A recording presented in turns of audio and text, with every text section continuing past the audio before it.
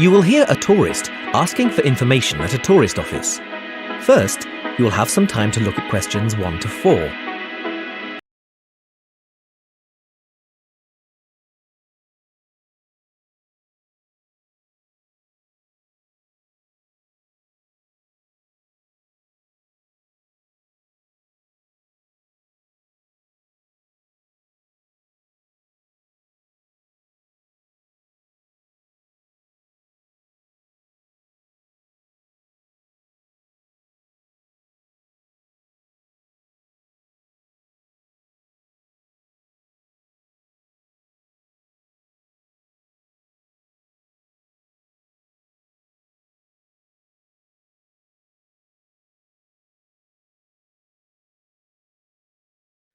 Now we shall begin.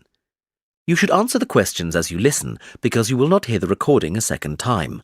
Listen carefully and answer questions 1 to 4. Hello, how can I help you? Hello. Is it possible to book a bus tour of the city here? Of course, sir. When would you like to take the tour? There are tours in the morning, afternoon and evening. Sometimes it's nice to see the city at night with the buildings lit up. We'll be going out for dinner tonight, so we'd prefer to go this afternoon. Oh, and it's for 2 people. Right. Now, I just need some details. Can you give me the names of the 2 people, please? Yes, Susan Field and James Carter. Susan Field and James... Sorry, can you spell your surname for me, please? It's Carter. Carter. Thank you. And can I have a contact telephone number? Why do you need one? Just in case we have to cancel the tour and need to contact you. I see. Well, my mobile number is 07988 636 197. That's 07988 636 197. Now, can you also tell me which hotel you're staying at? The Crest Hotel.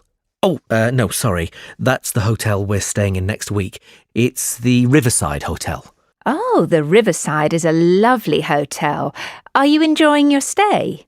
Yes, we are, very much. We'd definitely recommend it to others. Oh, I am glad. Now, I can book you on the tour at 4 p.m. Would that suit you? Alternatively, there is one at 2.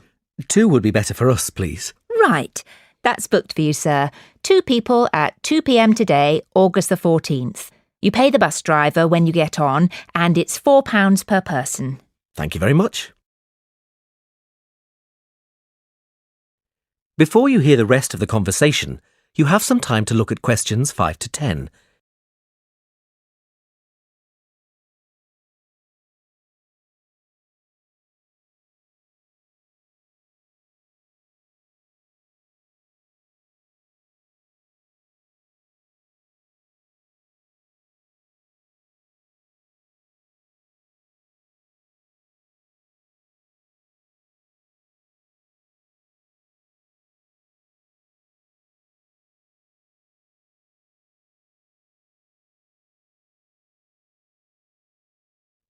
Now listen and answer questions 5 to 10. Can I also ask you about the museum in the main square? I was reading about it in my guidebook and was shocked to see that the entrance price is £10. Why does it cost so much? Well, the museum has the largest collection of Latin American art in Europe. People come from all over the world to see it. But that's not the reason why it's so expensive to get in. You see, the building is very old and it needs repairs. The £10 ticket cost will go towards repairing the roof and the walls. I see. Well, I suppose it's worth paying £10 to see the collection. Yes, I think so too. Is there anything else I can help you with?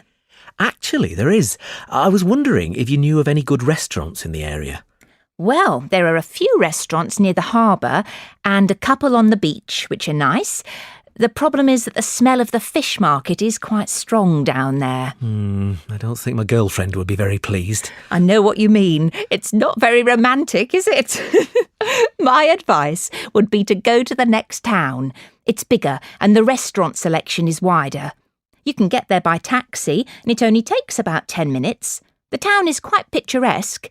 Is it for a special occasion? Yes, it's my girlfriend's birthday, so I'd like to go somewhere special. Do you know any of these restaurants well enough to tell me about them? Well, I know about a few of them, and there are pictures in this leaflet here. Oh, this one here is lovely, the Bellevue, and it's extremely popular. It has a famous chef, so it's not cheap, but the standard of the food is very high. It's right by the sea, and there are wonderful views if you get a good table. Then there's the Lighthouse Cafe, you can see the picture here, which isn't really a cafe at all. In fact, it's a great restaurant, and a lot of TV celebrities and actors eat there. The place has been going for over 100 years. It's quite an institution around here. I'm not sure about those two. They sound too expensive to me. I was thinking of somewhere small, not too upmarket, but with good food. In that case, what about Harvey's? The same family has run this restaurant for over a century, and it's reasonably priced and really popular with local people. Oh, and there's another family-run restaurant, Stonecroft House. New owners took over a month ago, and they're getting good reviews. There's a new chef there, and the food is meant to be very good. This leaflet has the contact details for all the restaurants, so you can just call them if you'd like to book a table. Great, thanks. You've been very helpful.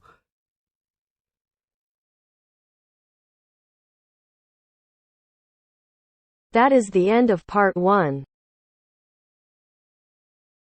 You now have half a minute to check your answers.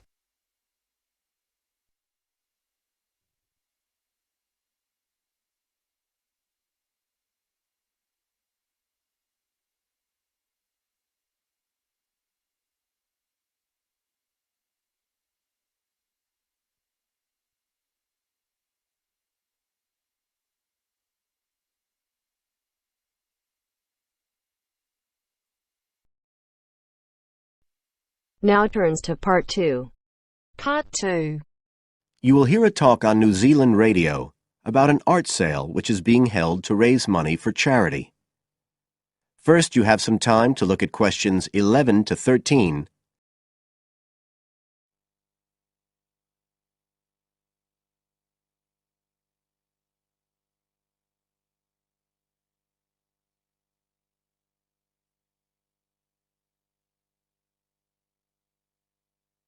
Now listen carefully and answer questions 11 to 13. One of the most anticipated art events in Christchurch is the charity art sale organised this year by Neil Curtis. Neil, tell us all about it. Well, Diane, this looks like being the biggest art sale yet. And the best thing about it is that the money raised will all go to charity. So what you probably want to know first is where it is. Well, the pictures will be on view all this week, most of them at the Star Gallery in the shopping mall. But we have so many pictures this year that we're also showing some in the cafe next door. So do drop in and see them any day between 9 and 5. Now, if you're interested in buying rather than just looking, and we hope a lot of you will be, the actual sale will take place on Thursday evening, with sales starting at 7:30. Refreshments will be available before the sale, starting at 6:30. We've got about 50 works by local artists showing a huge range of styles and media, and in a minute I'll tell you about some of them. You're probably also interested in what's going to happen to your money once you've handed it over. Well, all proceeds will go to support children who are disabled, both here in New Zealand and also in other countries. So you can find an original painting, support local talent, and help these children all at the same time. Before you hear the rest of the talk, you have some time to look at questions 14 to 20.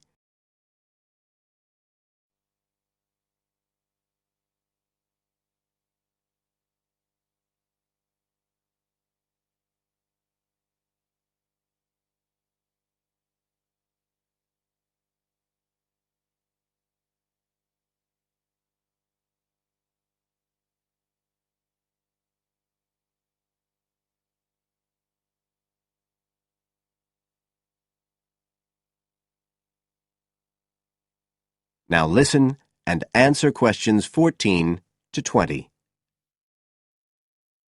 Now, let me tell you a bit about some of the artists who have kindly agreed to donate their pictures to the charity art sale. One of them is Don Studley, who has a special interest in the art sale because his 5-year-old daughter was born with a serious back problem.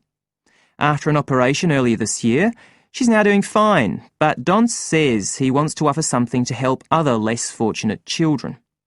Don is totally self-taught and says he's passionate about painting. His paintings depict some of our New Zealand birds in their natural habitats. One relative newcomer to New Zealand is James Chang, who came here from Taiwan 9 years ago at the age of 56.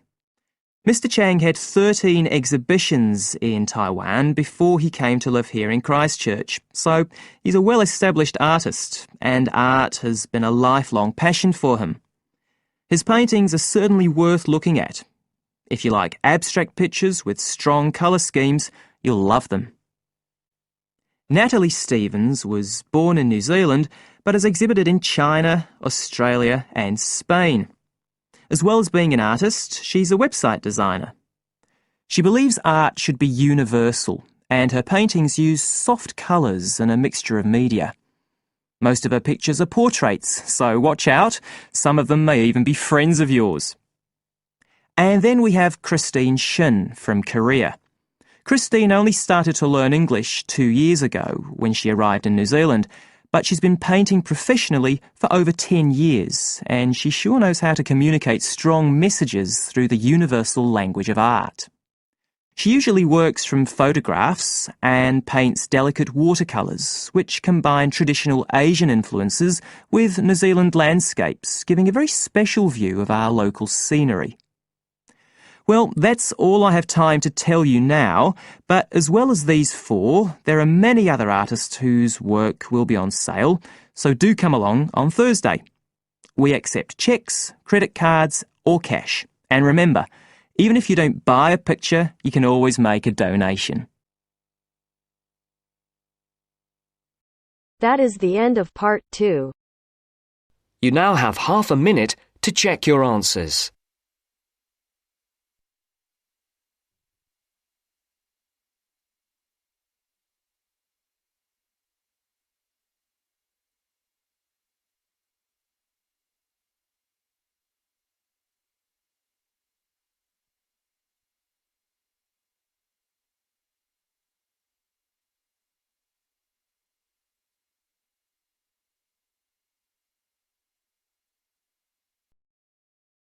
Now turns to part 3. Part 3. You will hear the general manager of a golf club talking to some people who would like to become members. First, you have some time to look at questions 21 to 26.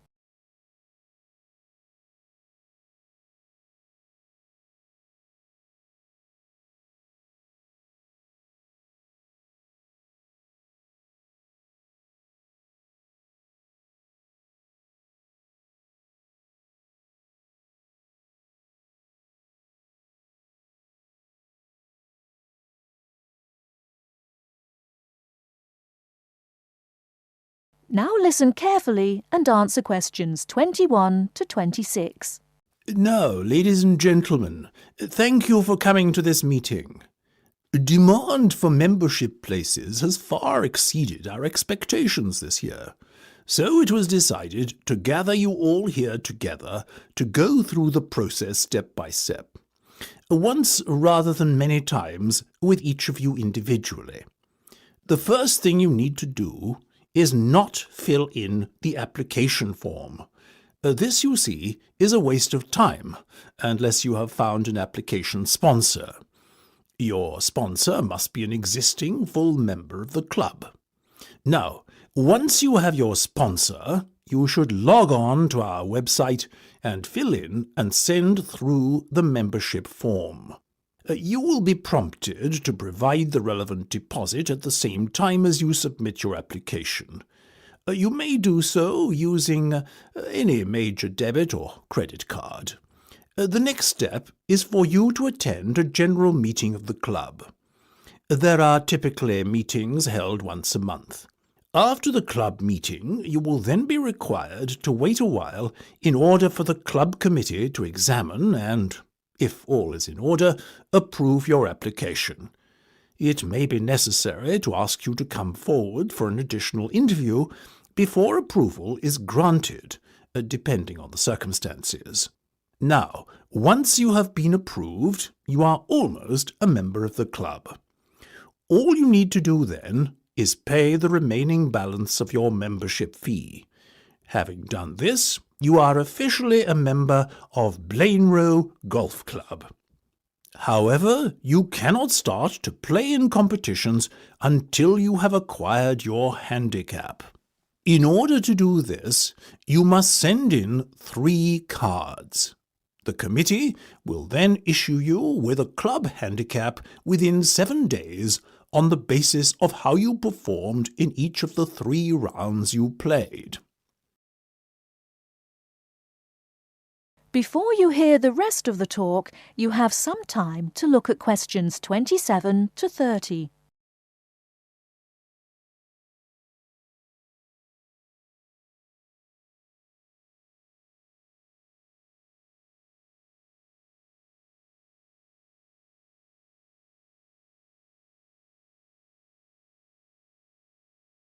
Now listen and answer questions 27 to 30. Now, I won't spend much more than a few minutes on this, but let's go through the different membership types quickly now. Remember, all the information I'm about to give you and more is available on our website. The first category is Full Ordinary Member.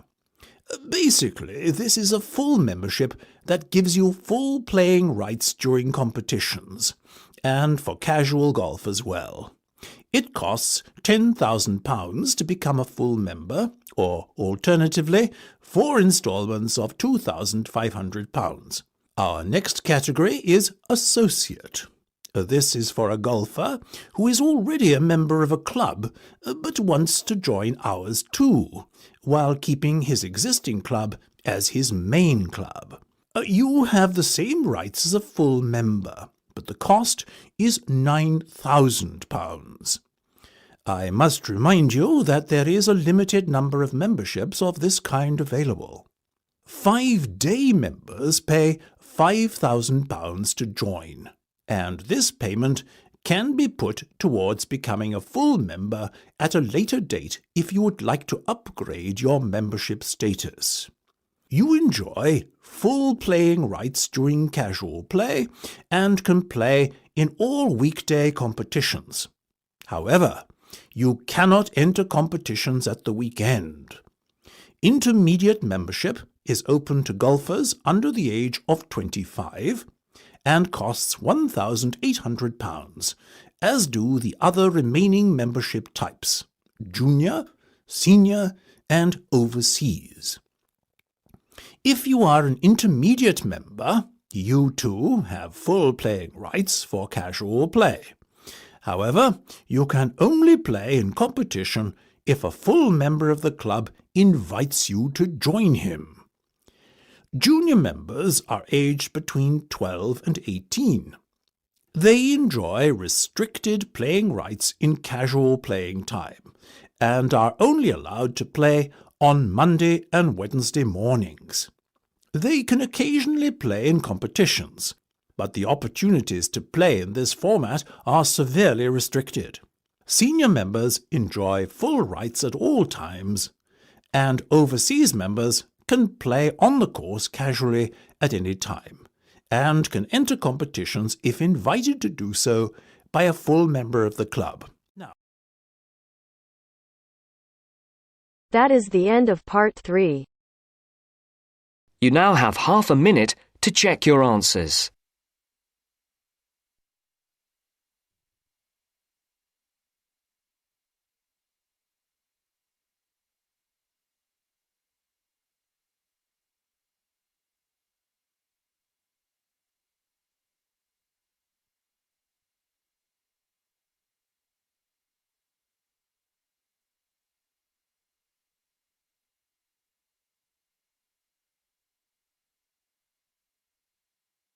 Now turns to part 4.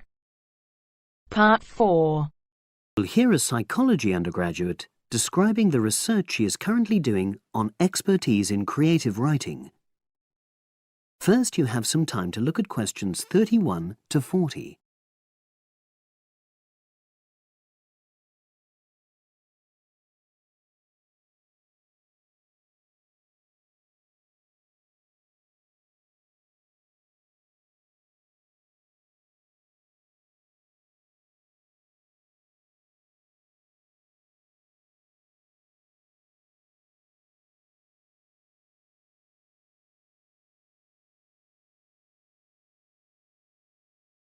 Now listen and answer questions 31 to 40. For my short presentation today, I'm going to summarise the work I've done so far on my research project to explore expertise in creative writing. Essentially, I'll share with you the process I underwent to gather my interim findings. First of all, I should give a little relevant background information about myself. Before I started my current degree course in cognitive psychology, I studied English literature, and as you can imagine, this meant I spent a great deal of time thinking about the notion of creativity and what makes people develop into successful writers. However, the idea for this research project came from a very specific source. I became fascinated with the idea of what makes an expert creative writer when I read a well-known 20th century writer's autobiography. I won't say which one at this stage, because I think that might prejudice your interpretation. Anyway, this got me thinking about the different routes to expertise. Specifically, I wondered why some people become experts at things, whilst others fail to do so, in spite of the fact that they may be equally gifted and work equally hard. I started to read about how other researchers had explored similar questions in other fields. I began to see a pattern that those studies which involved research in a lab were too controlled for my purposes, and I decided to avoid reading them. I was quite surprised to find that the clearest guidance for my topic came from investigations into what I call practical skills, such as hairdressing or waiting tables. Most of these studies tended to use a similar set of procedures, which I eventually adopted for my own project.